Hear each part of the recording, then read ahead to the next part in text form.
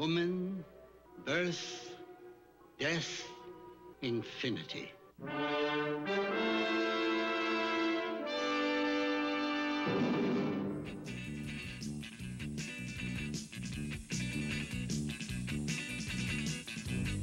Good afternoon, and welcome to the Your Health radio and television program on the radio at AM 1240 KNRY, AMP Cable Television Channel 24, and on the web at www.ampmedia.org. Join our rotating host and their informative guests live every Monday afternoon at 4 o'clock. The purpose of the Your Health radio and television program is to help get, make, and keep listeners and viewers like you healthy. And now, ladies and gentlemen, on with the program.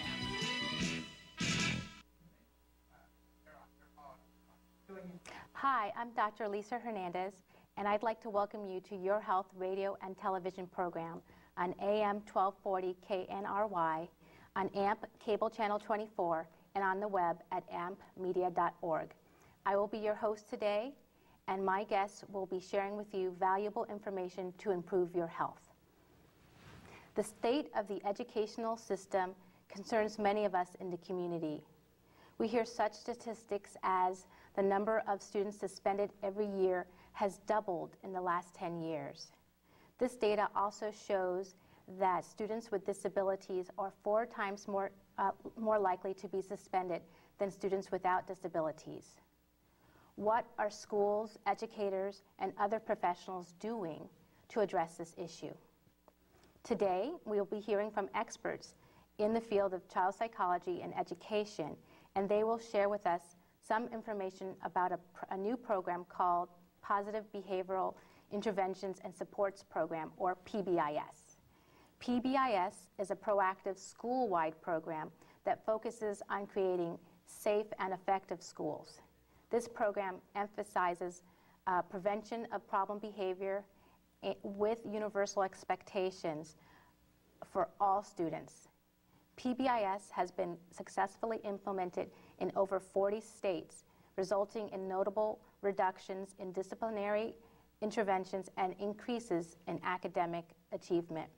Here in Monterey, this program is a partnership with the Monterey County Office of Education, Monterey County Behavioral Health, and the California State University at Monterey Bay. It has been launched in 17 schools in Monterey County with a total enrollment of over 6,500 students. Please welcome my first guest, Dr. Josh Harrower. He is an associate professor at the California State University, Monterey Bay, CSUMB, in the Department of Teacher Education. Dr. Harrower is the lead trainer in the PBIS program, and he has been very busy, especially this week, with the training efforts throughout the county. Dr. Harrower, thank you for being here. Thanks so much for having me on. I start off with having you give us a better description. I just gave a brief description of the program. If you can let me know what PBIS is about. Well, as you said, PBIS stands for Positive Behavior Interventions and Supports, and it's basically a decision-making framework that allows schools to make decisions about what types of interventions they want to use based on research evidence to support student behavior at school to achieve those behavioral and academic outcomes that we want to see for our kids. Okay, so, and give us a little more detail on how PBIS works. I remember reading that there are 3 tiers or 3 levels of the program. That's correct. The decision-making framework guides schools through 3 tiers of intervention. The first tier is referred to as primary prevention, or Tier 1, and that consists of procedures and practices that are designed to address all students and to be used by all faculty and all staff at a given school. Then there are Tier 2 interventions, also referred to as secondary prevention. These are interventions that are designed for targeted groups of students who do not respond to the Tier 1 interventions. So these are group-oriented interventions, therefore students who are at risk of developing more chronic, sustained, challenging behavior. And they're used for, again, those students that don't respond to Tier 1, but who don't yet need highly intensive interventions. That's reserved for students who would need interventions at Tier 3 or tertiary prevention. These interventions at this level are individualized on a student-by-student basis. Data is collected specifically for those students, and interventions are designed just for them. And so all of these three tiers in combination would really make up what schools are doing when they're implementing PBIS. So do all these things happen at the same time? Often, ideally, they would all be implemented at the same time. When schools are going through training, they're often learning about one tier at a time and making revisions to practices that they're already implementing in these areas, but making them more consistent, more effective, and more efficient. Okay. So these tiers, when you're describing them, I think of a triangle. Correct. The tier 1 is the bigger, broader kind of approach to impact all the students, and then it gets smaller and smaller. That's exactly the type of framework that's been used to describe the three tiers. A multicolored triangle with the primary prevention or tier 1 approach being the foundation, usually given a green color. At that level, again, the interventions are designed to address the needs of all kids in the school. And then at tier 2, it's a yellow, kind of a cautionary at-risk population that needs to have some more intensive supports, and hopefully that's sufficient for most. And then the red tip of the triangle for the students that need the most intensive supports. And the research tells us that these tier 1 interventions tend to address the needs of the vast majority of students at a school, 80 to 90% approximately. And then that leaves 10 to 20% that need additional supports. So the yellow tier 2 interventions tend to address the needs of 10 to 15% of students. They're slightly more intensive. They're targeted to these groups of students. And then that leaves approximately 1 to 7% of students who are in need of those really intensive interventions. And do you see kids flipping into or going down into tier 1 from tier 2? That's the goal. Well, that's part of the goal. The one part of the goal is for those tier 2, those secondary prevention strategies, to address adequately the needs of students in that population so that they do move back into the green part of the triangle, so to speak, that they're supported by the school-wide interventions. However, it also functions as a screening tool to identify students who are in need of those intensive supports, because we know from the research literature that there are students that need intensive behavioral supports to be best supported in schools. So it's kind of dynamic then, right, the movement between the tiers.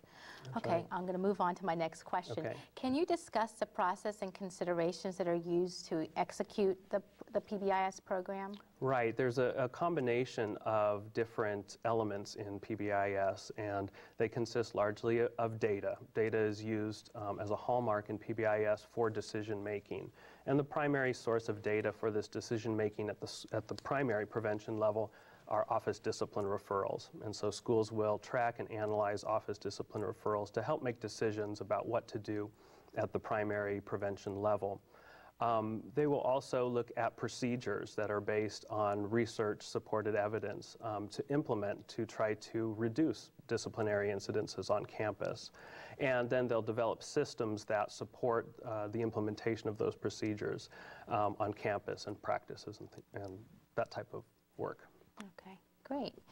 And who makes sure that these processes for data and for the referrals gets implemented? Great. There is a leadership team that's established at each school when they implement positive behavior support. This can be a team that's already in existence. Maybe it's a safety committee, maybe it's a committee on student conduct or character education. The members of that team can take on this responsibility, and some schools will identify a new team. And that leadership team consists of lead administration at the school, the principal most frequently, as well as faculty representation across grade levels, and if it's a middle or high school, across departments on campus. And these are lead faculty members that can help to make decisions with administration about what to do with the data that they're able to look at for discipline referrals and what types of interventions to implement, and if those are working. Okay. You mentioned evidence-based and research. How do we know it works? Can you mention a little bit about the data? Absolutely, and PBIS has been designated as an evidence-based procedure in the research literature. We have a number of evaluation studies that have been conducted showing the benefits of PBIS for improving academics And mostly we believe that happens as a result of decreasing disciplinary incidences, allowing students to spend more time exposed to effective instruction in school.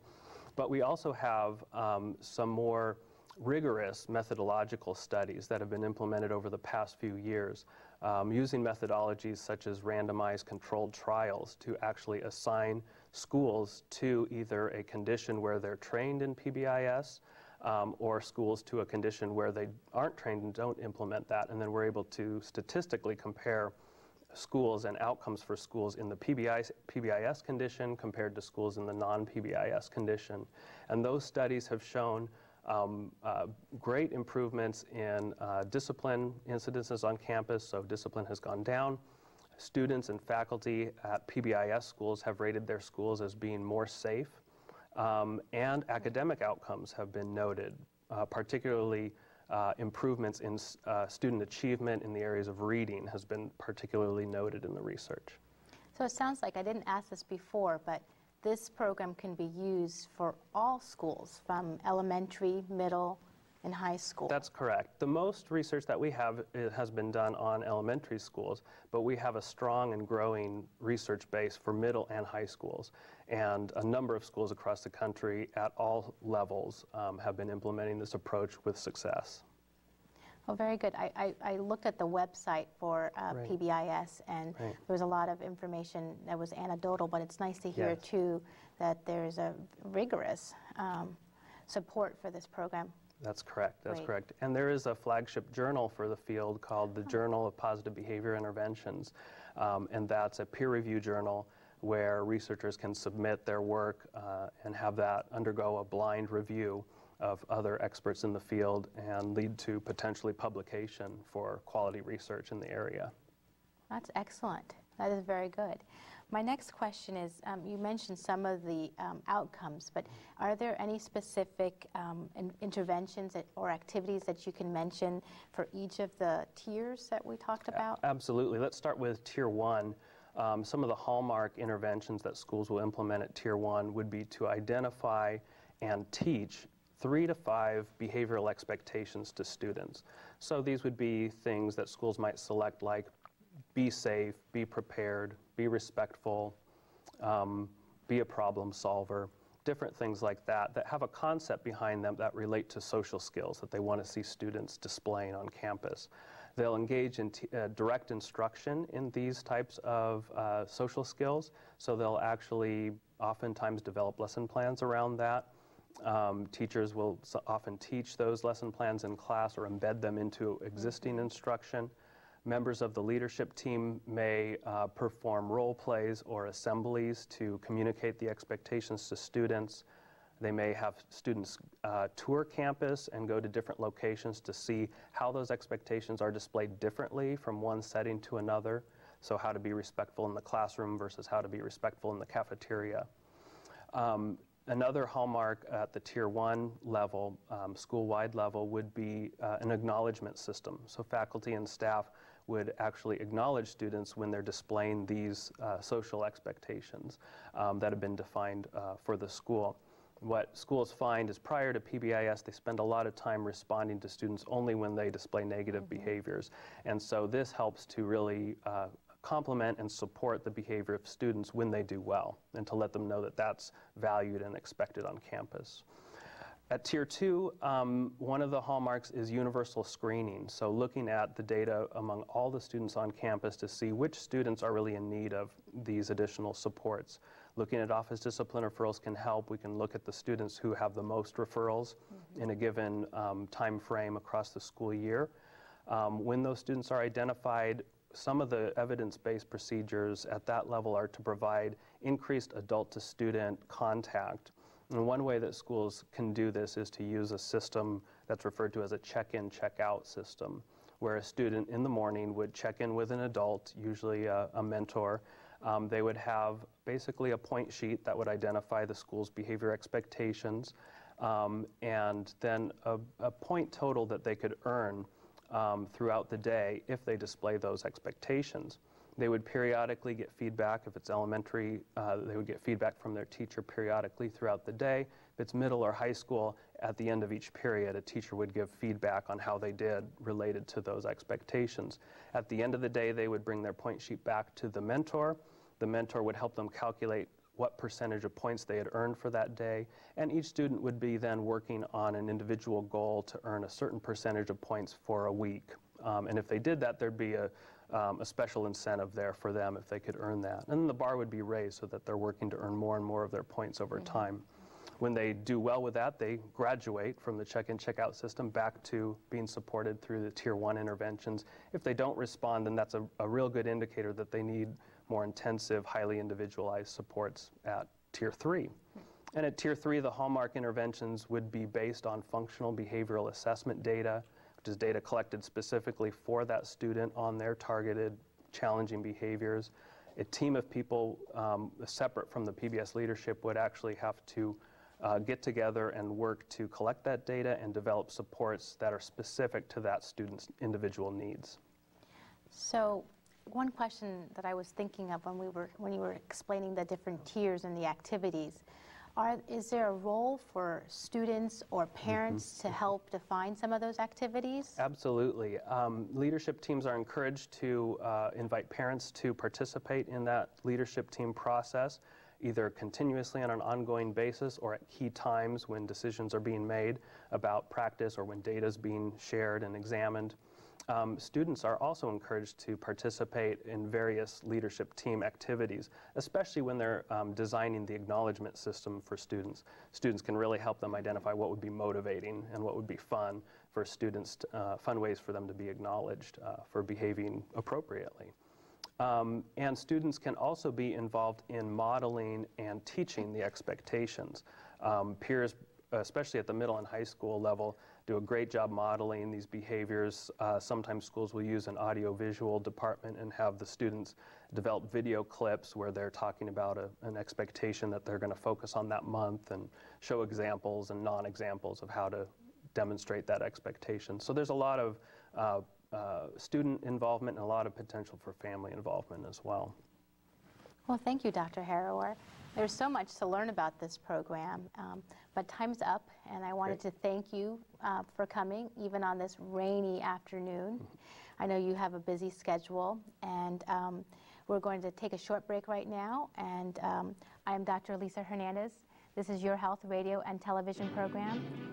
Don't go away. We'll be back in about 2 minutes.